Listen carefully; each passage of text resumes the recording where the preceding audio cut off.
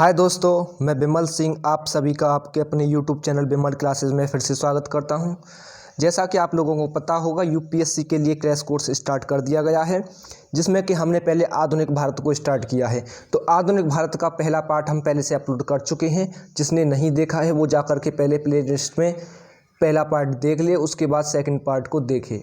ठीक है, तो पहले पार्ट का लिंक जो है आपको मैं डिस्क्रिप्शन बॉक्स में दे दूंगा, वहाँ से आप देख सकते हो। और वहाँ पर आपको व्हाट्सएप ग्रुप का लिंक भी मिल जाएगा, जहाँ से आप ज्वाइन हो सकते हो।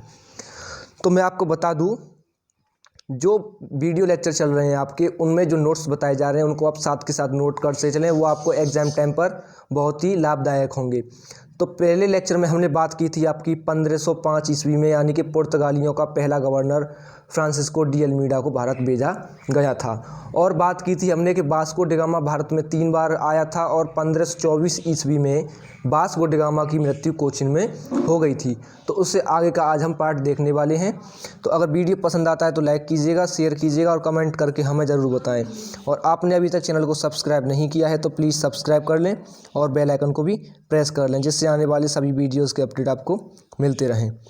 तो देखिए, सन 1505 से लेकर के 1519 ईस्वी तक भारत में पुर्तगाली शासन को संभालने के लिए पुर्तगालियों का सबसे पहला गवर्नर बनाकर भेजा गया फ्रांसिस्को डी अल्मीडा को। ठीक है, 1505 ईस्वी से लेकर 1509 ईस्वी तक पुर्तगालियों ने भारत में पुर्तगाली शासन को संभालने के लिए सबसे पहले भारत में गवर्नर बनाकर भेजा फ्रांसिस्को डी अल्मीडा को। ठीक है, जब फ्रांसिस्को डी अल्मीडा पुर्तगाली साम्राज्य को संभालने के लिए या प्रशासन को चलाने के लिए भारत आया, जब फ्रांसिस्को डी अल्मीडा पुर्तगाली साम्राज्य को संभालने के लिए भारत में आया, तब पुर्तगालियों का सबसे पहला गवर्नर बनकर तो उस समय फारस की खाड़ी और अरब सागर पर तुर्क और अरेबियंस का आधिपत्य था।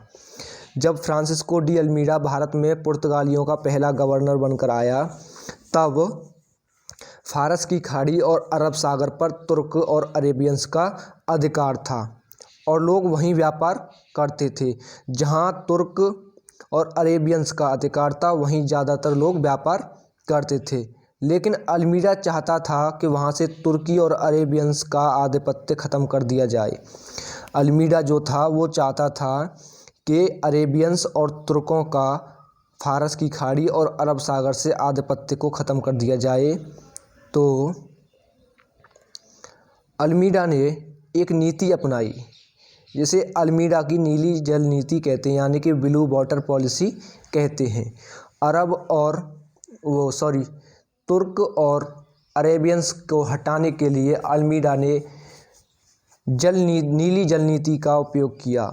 इस नीति द्वारा अल्मीडा ने फारस और अरब सागर पर अपना आधिपत्य कर लिया। जो ब्लू वाटर पॉलिसी थी, उसके पावर से उसने फारस और अरब सागर पर अपना अधिकार कर लिया। अधिकार करने के बाद अल्मीडा ने पुर्तगालियों को सागर के स्वामी की उपाधि दे दी, क्योंकि जब फ्रांसिस्को डी अल्मीडा ने अरब सागर और आपका फारस की खाड़ी पर अधिकार कर लिया, तब पुर्तगालियों का अधिकार हो गया वहाँ पर। तो फ्रांसिस्को डी अल्मीडा ने पुर्तगालियों को सागर के स्वामी की उपाधि दे दी। अल्मीडा ने पुर्तगाली साम्राज्य को भारत में एस्तांदी दी इंडिया कहा, और जो भारत में पुर्तगालियों का साम्राज्य था उसको फ्रांसिस्को डी अल्मीडा ने एस्तांदो दी इंडिया का नाम दे दिया। अतः पूरे अरब सागर पर पुर्तगाली नौसेना यानी कि पोर्टुगीज़ नेवी का अधिकार हो गया। पूरे अरब सागर पर पुर्तगाली नौसेना का अधिकार हो गया। और 1509 ईस्वी में अल्मीडा वापस चला गया, और 1509 ईस्वी में अल्मीडा जो है पुर्तगाल वापस चला गया। ठीक है, आगे देखिए। अब 1509 से 1515 ईस्वी तक भारत में दूसरा पुर्तगाली गवर्नर अल्फांसो डी अल्बुकर्क को बनाकर भेजा गया।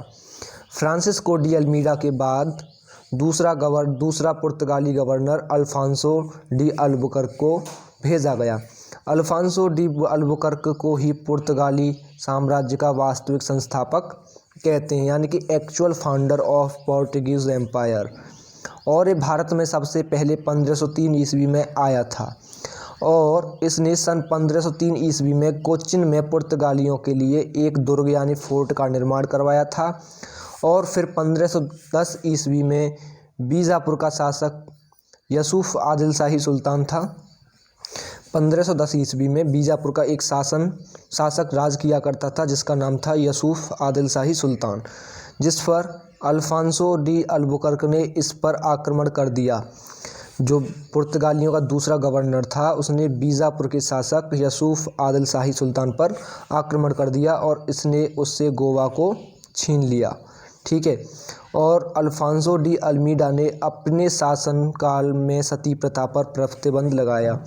ये ऐसा पहला पुर्तगाली था जिसने राजा राम मोहन राय के बाद सती प्रथा पर प्रतिबंध लगाया था। ठीक है, आगे देखिए। इसीलिए अल्फांसो डी अल्बुकर्क की तुलना राजा राम मोहन राय से इतिहासकारों द्वारा की गई है। ठीक है, इसकी तुलना राजा राम मोहन राय से की गई थी। ठीक है, इतिहासकारों द्वारा।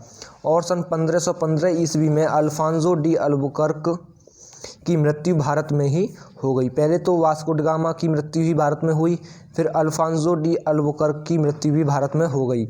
और भारत में जो आमों की सबसे प्रसिद्ध किस्म है उसे अल्फांसो कहते हैं।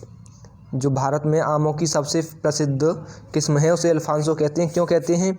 क्योंकि अल्मीडा ने ही इन आमों की खेती को भारत में सबसे पहले महाराष्ट्र के रत्नागिरी में करवाया, इसलिए अल्मीडा के नाम पर इन आमों को अल्फांसो की संज्ञा दी गई थी। ठीक है। अब 1529 से लेकर के 1538 ईस्वी तक पुर्तगालियों का तीसरा गवर्नर बनकर नीनो डी कुन्हा भारत आया। ठीक है, तीसरा गवर्नर बनकर आया नीनो डी कुन्हा। और सन 1530 ईस्वी में नीनो डी कुन्हा ने पुर्तगालियों की राजधानी कोचिन को बदलकर गोवा कर दिया। पहले पुर्तगालियों की राजधानी कोचिन थी तो नीनो डी कुन्हा ने कोचिन से हटाकर गोवा कर दी पुर्तगालियों की राजधानी। ठीक है। और इस समय मुग़ल साम्राज्य चल रहा था और इस समय मुग़ल शासक नसरुद्दीन यानी कि हुमायूं उत्तर भारत में शासन कर रहा था। जब गोवा राजधानी की गई तब मुग़ल साम्राज्य चल रहा था और उस समय मुग़ल शासक हुमायूं उत्तर भारत में राज कर रहा था। और हुमायूं का सबसे बड़ा दुश्मन था बहादुर शाह जो कि गुजरात का शासक था। और नीनो डी कुन्हा ने इसकी दुश्मनी का लाभ उठाकर सन 1534 ईस्वी में बेसिन पर अधिकार कर लिया। दुश्मनी चल रही थी हुमायूं और उसके बहादुर शाह के बीच में, इसका लाभ उठाया नीनो डी कुन्हा ने। क्या लाभ उठाया इसने लाभ उठाया कि सन 1534 ईस्वी में बेसिन पर अधिकार कर लिया और सन 1535 ईस्वी में द्वीप पर भी अपना अधिकार जमा लिया। और सन 1538 ईस्वी में नीनो डी कुन्हा पुर्तगाल वापस लौट गया। ठीक है। अब बात करें 1538 से 1559 तक पुर्तगालियों का चौथा गवर्नर बनकर गार्सिया डी नोरोहना भारत आया जो कि चौथा गवर्नर था। और इसने भारत आकर सन 1545 ईस्वी में सीलोन वर्तमान में जो कि श्रीलंका बोलते हैं हम, उस पर अधिकार कर लिया। और फिर सन 1559 ईस्वी में इसने दमन पर भी अधिकार कर लिया था। पुर्तगाली भारत में सबसे पहले आए थे लेकिन भारत से सबसे बाद में गए थे। ये सन 1961 ईस्वी में भारत से गए थे और 1961 में ही दमन और दीव को केंद्र शासित प्रदेश घोषित किया गया था। और संविधान में 56वां संशोधन करके अनुच्छेद 371 आई के तहत गोवा को भारत का 25वां राज्य बना दिया गया। ठीक है। अब बात करें जब पुर्तगाली भारत में आए तब उन्होंने एक प्रथा की स्थापना की जिसका नाम था कार्टेज आर्मेडा काफिला प्रथा। कार्टेज आर्मेडा काफिला प्रथा, तो इसका मतलब जानते हैं कार्टेज का। देखिए,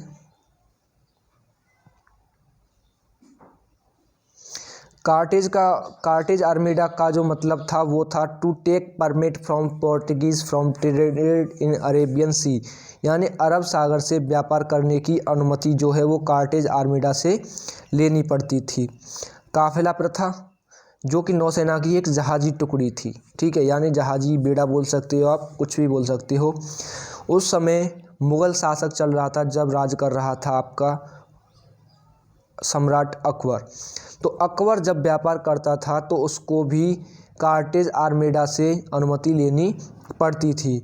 और काफ़िला प्रथा का मतलब था कि जब जो व्यापार करने के लिए लोग जाएंगे तो उनके साथ समुद्री पूरी यात्रा में नौसेना की टुकड़ी यानी कि जहाजी बेड़ा पुर्तगालियों का साथ जाया करता था, ठीक है। और यहाँ पर एक और बैन लगा हुआ था व्यापार करने पर कि यहाँ से काली मिर्च यानी कि ब्लैक पेपर और एक्सप्लोजर यानी कि गोला बारूद ले जाना बिल्कुल सख्त मना था। इस पर बैन लगा हुआ था, यहाँ से नहीं ले जा सकते थे, ठीक है। अब बात की जाए कि जब पुर्तगाली भारत में आए थे तो वो क्या लेकर के आए थे अपने साथ। सबसे पहले उन्होंने यहाँ भारत में आके आलू की खेती स्टार्ट की, लाल मिर्च की खेती भी उन्होंने ही स्टार्ट की, तम्बाकू, ऑरेंज एंड पाइनएप्पल, संतरे और अनानास की भी खेती उन्होंने ही स्टार्ट की। शिप बिल्डिंग यानी कि जहाज़ निर्माण का भी कारोबार जो है पुर्तगालियों ने भारत में स्टार्ट किया। Printing press, Catholic design of church यानी चर्च का कैथोलिक मॉडल, जो चर्च का नक्शा बनाया जाता है वो भी पुर्तगालियों द्वारा ही भारत में पहली बार आया गया। क्रिश्चियनिटी यानी कि ईसाई धर्म, पुर्तगाली जो है वो भारत में आकर के भारत के लोगों पर धर्म अपना रहे थे, कौन सा, ईसाई धर्म अपनाने के लिए उन्हें मजबूर कर रहे थे। तो आज के पार्ट में फ्रेंड्स हमने पुर्तगालियों के बारे में पूरा जान लिया है। आगे जो हमारा पार्ट आएगा वो डचों के बारे में आएगा। तो जो भी फ्रेंड्स आपके सामने था वो मैंने बता दिया, पूरा एक एक पॉइंट क्लियर किया है। तो साथ के साथ नोट्स बनाते चलें और अगर वीडियो पसंद आया तो लाइक कीजिएगा, समय शेयर करके कमेंट भी कीजिएगा। और अभी तक आपने चैनल को सब्सक्राइब नहीं किया है तो प्लीज़ सब्सक्राइब करके बेल आइकन को भी प्रेस कर लें, जिससे आने वाले सभी वीडियोज़ का नोटिफिकेशन आपको मिलते रहें। और पार्ट 1 का लिंक आपको डिस्क्रिप्शन बॉक्स में मिल जाएगा, वहाँ से आप देख सकते हो। और व्हाट्सएप ग्रुप में ज्वाइन होने के लिए भी लिंक आपको व्हाट्सएप डिस्क्रिप्शन बॉक्स में मिल जाएगा। तो आज के लिए इतना ही, मिलते हैं अगली वीडियो में। धन्यवाद।